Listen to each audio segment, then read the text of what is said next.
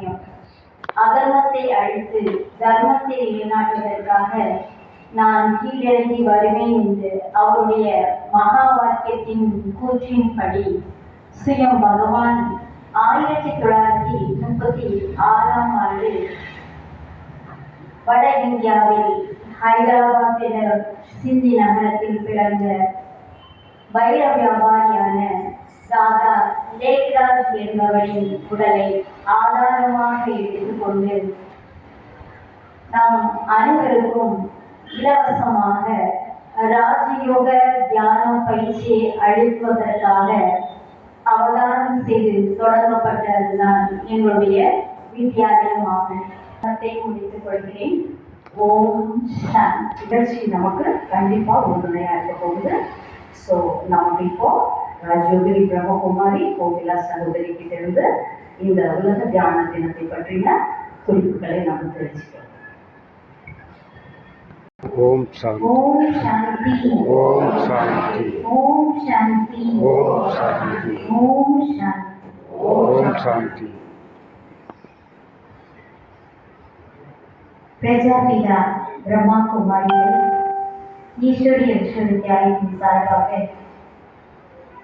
இங்கு மேடையில் அமர்ந்துள்ள விருந்தினர் மற்றும் அனைத்து சகோதர சகோதரிகளுக்கும் இந்த வித்தியாலயத்தின் சார்பாக என்னுடைய மனமார்ந்த வணக்கத்தையும் நல்வாழ்த்துக்களையும் தெரிவித்துக் கொள்கிறேன். இன்றைய நாள் ஒரு சிறப்பான நாள், ஒரு நல்ல நாள் அப்படின்னு சொல்லலாம். நம்ம யோகா தினம் தான் வருஷம் பண்ணிட்டு இருக்கோம். அதே சமயம் இப்ப மெடிடேஷன் டே அப்படின்னு சொன்னோடனே எல்லாருக்குமே ரொம்ப இப்ப திருப்தி, ஒரு சந்தோஷம். ஏன்னா இந்த மெடிடேஷன் மூலமாக தான் மெடிடேஷன் ஆசிய ஒரு மெடிசன். இந்த மெடிடேஷன் அப்படின்னு சொன்னாலே இது ஹீலிங் பவர் நமக்குள்ள எல்லாம் கொண்டு போகணும். ஏன்னா இன்னைக்கு ஒவ்வொரு குடும்பத்திலையும் பலவிதமான பிரச்சனைகள், துக்கங்கள், வியாதிகள் பலவிதமான.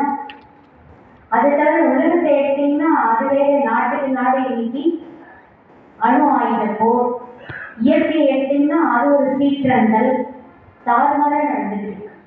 இது எல்லாத்துக்குமே காரணம் என்ன அப்படின்னு சொன்னா நம்மளுடைய மனநிலை சரியில்லை. நம்ம எல்லாருடைய மனநிலை ஒரு நிலையில இருக்கா அப்படின்னா இல்லை. எல்லாரும் இங்க உட்கார்ந்துருக்கோம், இதை எத்தனை பேர் உள்ள கேட்டுட்டு இருக்கோம், அதுக்குள்ள எங்கெங்கெல்லாம் மனசு போயிட்டு இருக்கு அப்படின்றது யாருக்குமே வாட்ச் பண்றது இல்லை. மற்றவங்கள நம்ம வாட்ச் பண்ண சொன்னா நல்லா பண்ணுவோம். இவங்க இப்படி இருக்காங்க, அவங்க அப்படி இருக்காங்க, இவங்க நல்லவங்க கெட்டவங்க அப்படின்னு கடற்கரை நான் 2 நிமிஷத்துல எல்லாத்தையும் சொல்லிட்டேன். ஆனா நான் எப்படி இருக்கேன் அப்படின்றது யாருக்குமே இன்னைக்கு தெரியாது. ஏன் அப்படின்னா நம்ம உள்ளுக்குள்ள போய் நம்ம பார்க்கறதே இல்லை. அதான் மெடிடேஷன். அதுக்காக நேரத்தை ஒதுக்கி செய்யறது தான் மெடிடேஷன். அந்த மெடிடேஷன் நம்ம மனநிலையை உறுதிப்படுத்த முடியும், ஸ்ட்ராங் ஆக்கக்கூடியது, ஞாபக சக்தியை அதிகரிக்கக்கூடியது. 104 வயசு வரைக்கும் நம்ம ஜாலிதாரி இருந்திருக்காங்கன்னா பாடி மறந்துட்டு சேவை பண்ணிட்டு தான் அவங்க கடைசி வரைக்கும் மூச்சு வரைக்கும் போனாங்க. அந்த அளவுக்கு அவங்க கிட்ட பவர் இருந்ததுன்னா அந்த வீல் பவர், மனோபலம் சக்தி அப்படின்றது மெடிடேஷன் யார் பண்றாங்களோ அவங்களுக்கு அந்த வீல் பவர் வருது. எப்படிப்பட்ட வியாதி வந்தாலும் சரிதான், எப்படிப்பட்ட பிரச்சனை வந்தாலும் சரிதான், மழை போல வந்தாலும் அந்த கடுகு போல ஒரு ஆக்கக்கூடிய சக்தி, அதுதான் மெடிடேஷன் பவர். அந்த மெடிடேஷன் செய்ய செய்ய செய்ய அதுக்கு நம்ம கேட்ட எல்லாரும் என்ன சொல்லுவோம், நேரம் இல்லை. எல்லாரும் அப்படின்னு சொல்லுவோம். யாரு கூப்பிட்டு பாருங்க எல்லாரும் சொல்லுவாங்க எங்களுக்கு நேரமே. ஒரு நாளைக்கு எத்தனை மணி நேரம் இருக்கு? 24 hours. இந்த 24 hours 8 மணி நேரம் சாப்பிடுங்க, தூங்குங்க, 8 மணி நேரம் வேலை பாருங்க, பிசினஸ் பண்ணுங்க. மீதி 8 மணி நேரம் எல்லாரும் என்ன பண்ணுங்க? என்ன பண்றோம் சொல்ல முடியுமா? சொல்ல முடியுமா? எவ்வளவு நேரம் நம்ம வேஸ்ட் பண்றோம்? வந்த கதை, போன கதை, சொந்த கதை, சோழ கதை. இன்னைக்கு வாழ்க்கை எடுத்தீங்கன்னா நிறைய அதுதான் ஓடிட்டு நடக்க முடிஞ்சதை தானே பேசிட்டு இருக்கோம். அடுத்தது கையில எல்லாரும் என்ன வச்சுருக்கோம்? சரி, இதில் என்ன பார்க்குறோம்? சீரியல் பார்க்கணும். பார்க்குறோமா? யார் சீரியல் பார்க்காதவங்க யாருக்கு இருக்குங்க? மீதி பேரெல்லாம் சீரியல் பாதி கை கூட வரல. சீரியல் பார்த்து பார்த்து சீரியஸ் ஆகிடுச்சுங்க. எல்லாருடைய வாழ்க்கையும் இன்னைக்கு சீரியஸா தானே இருக்கு. அந்த சீரியல்ல என்ன நடந்துட்டு இருக்கு, நம்ம குடும்பத்துல என்ன நடக்குதோ பிரச்சனை அதுதான் நடந்துட்டு இருக்கு. இதுக்கு நம்ம பைசா போட்டு வாங்கி துக்கத்தை அனுபவப்படுறோம். அப்போ ஒவ்வொரு வீடும் எப்படி இருக்கும்? பகவான் சொல்ற ஒவ்வொரு வீடும் கோவிலா மாறணும். ஆனா இன்னைக்கு ஒவ்வொரு வீடும் எப்படி இருக்கு? எப்படி இருக்கு உங்களுக்கு தெரியும், சொல்ல வேண்டாம். அப்ப இப்படியாப்பட்ட வீடை மாத்திரத்துக்கு தான் சிவபரமாத்மா இந்த கலியுக கடைசியில வந்து அவரே சொல்லி கொடுப்பதுதான் இந்த ராஜயோகா. ராஜயோகா அப்படின்னாலே செல்ஃபுக்கு ராஜா, எல்லாரும் நமக்கு நம்ம ராஜா ஆகணும். அப்பதான் உலகத்துக்கு ராஜா ஆக முடியும். அதனாலதான் இந்த ராஜயோகா செய்யணும்னா SOS 3 எஸ் அப்படின்னா ஸ்டாப். உங்களை எண்ணங்களை ஸ்டாப் பண்ணுங்க. இப்போ மெடிடேஷன் பண்ணாங்க, அதுக்கப்புறம் இங்கே ஒரு பாட்டு போச்சு, அப்பவும் அமைதியாக இருந்தாங்க. இது வந்து பிரம்மகுமாரிகள் இயக்கத்தில் டிராஃபிக் கண்ட்ரோல் அப்படின்னு வச்சுருக்கோம். இது வந்து 1 ஹவருக்கு 1.5 மணி நேரத்துக்கு ஒரு தடவை, இல்லை 1 ஹவருக்கு ஒரு தடவை, இந்த மாதிரி எங்கே இருந்தாலும் நம்ம என்ன செய்வோம், டீப் சைலன்ஸ் சாந்தியினுடைய வைப்ரேஷனை எல்லாருக்கும் கொடுக்கணும். இது வந்து நம்ம எல்லாருக்கையும் செஞ்சுட்டு இருக்கோம். அடுத்தது எண்ணங்களை நம்ம நிறுத்த தெரியும். எப்படி வேணாலும் அடிப்படையாக காரியங்கள்லாம் இருக்கலாம், இல்லைன்னு சொல்லலாம். ஆனால் நீங்கள் இந்த மெடிடேஷன் செஞ்சுட்டு செய்யும் போது 1 ஹவர் செய்ய வேண்டியத 10 நிமிஷம் 15 நிமிஷம் செஞ்சிருங்க.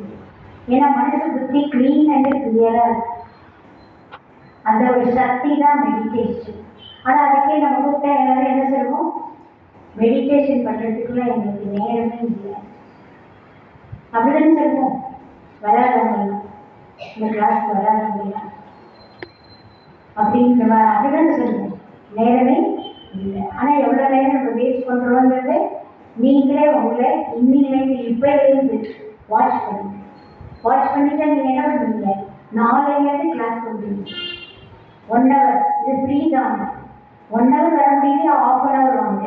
7 நாள் கோர்ஸ் எடுங்க. அப்புறம் உங்களுக்குள்ள எவ்வளோ மாற்றம் வருது அப்படின்றது நீங்களே பார்க்கலாம், உங்கள் ஃபேமிலியில் பார்க்கலாம், உங்கள் ஊரில் நீங்கள் செய்கிற வேலையில் பிஸ்னஸில் எல்லாமே உங்களுக்கு தெரிய ஆரம்பிச்சு. அந்த ஒரு சக்தி நமக்குள்ள இருக்கு. நம்மக்கிட்ட இந்த வில் பவர் இருக்கு, மிருகக்கிட்ட இல்லை, நம்மகிட்ட இருக்கு. ஆனால் இருக்கக்கூடிய சக்தியை நம்ம உணர மாட்டேங்கிறோம். இன்னைக்கு மிருகமாக பாருங்க, சுனாமி வருதுன்னா அது புரிஞ்சுட்டு வேற இடத்துக்கு போகுது. ஆனால் இன்னைக்கு மனிதன் புரிஞ்சுக்கக்கூடிய சக்தியே இல்லை. 6 அறிவு படித்த மனிதன், அவனுக்கு தான் ஆக்சிடென்ட் ஆகுது, அவனுக்கு தான் இந்த பிரச்சனைலாம். ஏன் அப்படின்னா அந்த புரிஞ்சிக்கக்கூடிய சக்தி, தெரிஞ்சிக்கக்கூடிய சக்தி இல்லை. எப்போ இந்த மெடிடேஷன் நம்ம செய்கிறோமோ அப்போ ஆட்டோமேட்டிக்காக நமக்கு எல்லாமே டச் ஆகும், ரீச் ஆகும். நமக்கு கனெக்ஷன், கம்யூனிகேஷன் இறைவன் கூட நம்ம வைக்கும்போது ஆட்டோமேட்டிக்காக அந்த பவர் நமக்குள்ள வர ஆரம்பிச்சிடும். அதுதான் நம்ம எங்கே இருக்கோமோ அந்த இடத்துல சுனாமியோ பூகம்பமோ வர முடியாது. அதுதான் மெடிடேஷனுடைய பவர். மெடிடேஷன் பண்ண இப்போ ஃபாரின்லாம் நடந்துட்டு தான் இருக்கு. அதே பிரம்மகுமாரிகள் இயக்கத்தில் மெடிடேஷன் நல்லா பண்ணக்கூடிய இடத்துல பாருங்க, இந்த மாதிரி வந்து சுனாமி, பூகம்பம், இயற்கையினுடைய சீற்றம், அணு ஆயுத போர், இந்த ஹீரோஷிமா நாகசாகி போட்டப்ப அங்கே உள்ள இருக்கிற சிஸ்டருக்கு அது டச் ஆகி க்ளோஸ் பண்ணிட்டாங்க. அதுக்கப்புறம் வேற ஒரு பிரதர் வந்துட்டு அங்கே ஏற்கனவே அவங்க கூப்பிட்டுட்டு போகிறாங்க. அது மாதிரி அவங்க ஆட்டோமேட்டிக்காக செஞ்சுருவாங்க, வேலையெல்லாம் தெரிஞ்சிடும் அவங்களுக்கு. அந்த மாதிரியான ஒரு சக்தி, அதாவது டச்சிங் பவர், கேட்சிங் பவர், இறைவன்கிட்டேருந்து அது அவங்களுக்கு டைரக்டாக கிடைக்கக்கூடிய சக்தி தான் மெடிடேஷன் பவர். இதுதான் வில் பவர், மனோபலம்னு சொல்லுவாங்க. இன்னைக்கு எல்லாருக்குமே மனசுல சக்தி இருக்கா அப்படின்னா மனசுல சக்தியே கிடையாது. அதனால தான் நாட்டுக்கு நாடு இன்னைக்கு சண்டை போடுறாங்க, பிரச்சனை பண்ணுறாங்க, எத்தனை பாம்பு போட்டுட்டு இருக்காங்க. இதுக்கெல்லாம் காரணம் என்ன, மனசுல சக்தி இல்லை. ஓ அப்படின்னா அப்சர்வ், ஏற்றுக்கணும். வாழ்க்கையில் வரக்கூடிய பிரச்சனைகளை ஏற்றுக்கணும். எப்படி ஒரு வெயில் மழையெல்லாம் கூட வச்சுக்கிறோம், ரெயின் கோட் போட்டுக்கிறோம், சேஃப்டியாக இருக்கும். அதே போல நம்ம வாழ்க்கையில் வரக்கூடிய பிரச்சனைகள்லாம் ஃபேஸ் பண்ணணும்னா அது சக்தி, அதுதான் நமக்குள்ள அந்த வில் பவர். அந்த வில் பவர் மெடிடேஷன் செய்ய நமக்குள்ள ஈஸியாக கொண்டு வர முடியும். அடுத்தது நமக்குள்ள என்ன அப்படின்னா ஸ்டார்ட். முதல்ல ஸ்டாப்பு, அடுத்தது அப்சர்வ், அடுத்தது ஸ்டார்ட். நல்ல எண்ணங்களை நமக்குள்ள கொண்டு வரணும். நம்மளுடைய குறிக்கோள் என்ன, ஏம் என்ன, இதை நம்ம நோக்கி போகணும். ஒரு டிரைவர் இப்போ வண்டி ஓட்டுறாருன்னா அவர் என்ன பண்ணுவார், பேசிட்டு தான் இருப்பார். ஆனால் அந்த வண்டி மட்டும் ஓட்டிட்டு இருப்பார், எங்கே போகணுமோ அந்த வண்டி போகும். அதே போலதான் நம்ம வாழ்க்கையில வண்டி ஓட்டிட்டு இருக்கோம். நம்ம எல்லாருமே பிரயாணம் பண்ணிட்டு இருக்கோம். நீண்ட யாத்திரை, உலகத்துல யாத்திரைன்னா காசி ராமேஸ்வரம் போறோம், கொஞ்ச நாள் போயிட்டு திரும்ப வந்துடுது. ஆனா இது லைஃப் லாங் யாத்திரை, நீண்ட யாத்திரை. ஏன்னா முக்தி, ஜீவன் முக்தி நிலை அடையணும். அதுக்கான ஒரு யாத்திரை. மனசு புத்தி மூலமா இறைவன் இருக்கக்கூடிய இடத்துக்கு நம்ம டெய்லி யாத்திரை பண்ணிட்டு இருக்கோம். இதுக்கு எந்த விதமான பைசாவோ செலவோ நேரமோ எதுவுமே தேவையில்லை. அதெல்லாம் செய்யணும்னா நேரம் வேணும், பைசா வேணும், எல்லாம் வேணும். ஆனால் இதுக்கு எதுவுமே தேவையில்லை. இன்னைக்கு சயின்டிஸ்ட் கூட இன்னைக்கு எவ்வளோ படிச்சுட்டு போறாங்க, இன்னும் போயிட்டு சந்திரமண்டலத்துலேருந்து வந்த படையே இல்லை இல்லையா, கேள்விப்படுறோம். ஆனால் சயின்ஸால முடியல கொண்டு வர. ஆனால் நம்ம எல்லாரும் இருந்த இடத்துலேருந்தே மனசு புத்தி மூலமா சூரிய மண்டலம், நட்சத்திர மண்டலம் தாண்டி சூட்சும உலகையும் தாண்டி மூன்றாவது உலகமான செம்பொன்னிறமான பிரகாசமான அமைதியான அந்த இறைவன் சிவபரமாத்மா இருக்கக்கூடிய அந்த வீட்டுக்கு நம்ம போயிட்டு ஒரு செகண்ட் இங்கேருந்து நம்ம போயிட்டு திரும்ப வரோம். இப்போ எல்லாரும் நம்ம 2 நிமிஷம் தியானம் பண்ணணும். எல்லாரும் நெய்யில் உட்காந்து பாசிட்டிவான எண்ணங்கள், நெகட்டிவான எண்ணங்கள், 4 வகையான எண்ணங்கள் இருக்கு. பாசிட்டிவான எண்ணம் அப்படின்னு சொன்னா இந்த சாந்தி, சக்தி, அன்பு, ஆனந்தம், தூய்மை, இதனுடைய அடிப்படையில் வரதெல்லாம் பாசிட்டிவான எண்ணங்கள். அது அடுத்தது மற்றவங்க மேல நல்ல எண்ணம் வைக்கிறது, என் மேல எனக்குள்ள நல்ல எண்ணம் வைக்கிறது, இதெல்லாம் பாசிட்டிவ். அதே சமயம் வீணான எண்ணம் அப்படின்னு சொன்னா நம்ம நடந்து முடிஞ்ச கதை, அதான் வந்த கதை, போன கதை, சொந்த கதை, சோக கதை, நடந்து முடிஞ்சதெல்லாம் நினைச்சு பேசிட்டு இருப்பாங்க. இது வேஸ்ட். ஃபியூச்சரை பத்தி என்ன ஆகும், பயம், பயந்துட்டு என்ன செய்வாங்க, காரியங்கள் செய்வாங்க. அப்படின்னா இந்த காமம், கோபம், பற்று, பேராசை, அகங்காரம், போட்டி, பொறாமைகள், இதில் வரக்கூடிய எண்ணெல்லாம் நெகட்டிவான எண்ணங்கள். அடுத்தது positive thoughts, negative thoughts, waste thoughts, அடுத்தது நெசசரி தாட்ஸ். நெசசரி அப்படின்னு சொன்னா அன்றாட காரியங்கள் நம்ம செய்யும்போது என்ன காரியம் செய்யணுமோ அதை ஒரு தடவை நினைச்சா போதும். காலையில் நான் எழுந்திருக்கணும், ரெடியாகணும், ஆஃபீஸ் போகணும், காலேஜ் போகணும், பிஸ்னஸ் போகணும், இது ஒரு தடவை நினைச்சா போதும் இல்லையா? அது போகணும்னு நினைச்சிட்டு படுத்துட்டே இருப்பாங்க. அப்போ அது வேஸ்ட் தாட்ஸ் தான். அப்போ ஒரு எண்ணத்தை பல தடவையாக நினைக்கும் போது அது வேஸ்டாக மாறுது. ஒரு தடவை அந்த ஒரு எண்ணத்தை நினைக்கும் போது அது நெசசரி தாட்ஸ். இந்த மாதிரி எண்ணங்கள் இருக்கு. அது ஒரு செகண்டுக்கு 30 எண்ணம் தான் வரலாம்.